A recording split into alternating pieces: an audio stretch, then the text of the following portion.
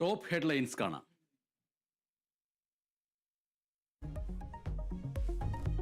പൂരാവേശത്തിൽ തൃശൂർ. വടക്കുംനാഥനിലേക്ക് ചെറുപൂരങ്ങളുടെ വരവ് തുടങ്ങി. ഇലഞ്ഞിത്തറമേളം ഉച്ചയ്ക്ക് 2:30.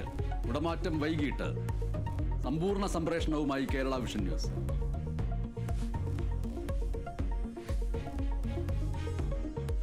ജഡ്ജിമാരുടെ സ്വത്ത് വിവരങ്ങൾ പുറത്തുവിട്ട് സുപ്രീം കോടതി. വെബ്സൈറ്റിൽ പ്രസിദ്ധീകരിച്ചത് 21 പേരുടെ വിവരങ്ങൾ. ചീഫ് ജസ്റ്റിസ് സഞ്ജീവ് ഖന്നയ്ക്ക് 3 കോടിയുടെ നിക്ഷേപം.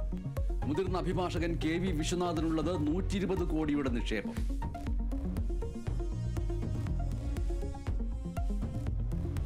ദേവികുളം തെരഞ്ഞെടുപ്പ് കേസിൽ സുപ്രീം കോടതിയുടെ വിധി ഇന്ന്.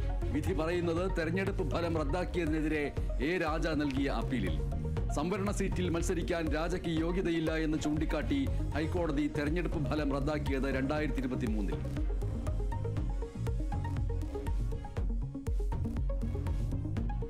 കേരളത്തെ ഞെട്ടിച്ച നന്ദൻകോട് കൂട്ടക്കൊല കേസിൽ ഇന്ന് വിധി. മാതാപിതാക്കളെ ഉൾപ്പെടെ 4 പേരെ കൊലപ്പെടുത്തിയ കേസിൽ കേഡൽ ജൻസൺ രാജ ഏക പ്രതി. വിധി പറയുന്നത് തിരുവനന്തപുരം അഡീഷണൽ സെഷൻസ് കോടതി.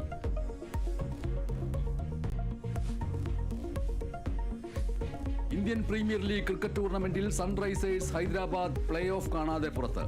ഡൽഹിയുമായുള്ള മത്സരം മഴ കാരണം ഉപേക്ഷിച്ചത് തിരിച്ചടിയായി. ഇന്ന് മുംബൈ ഗുജറാത്ത് പോരാട്ടം. മത്സരം രാത്രി 7:30 വാങ്കഡയിൽ. Dhanlaxmi high purchase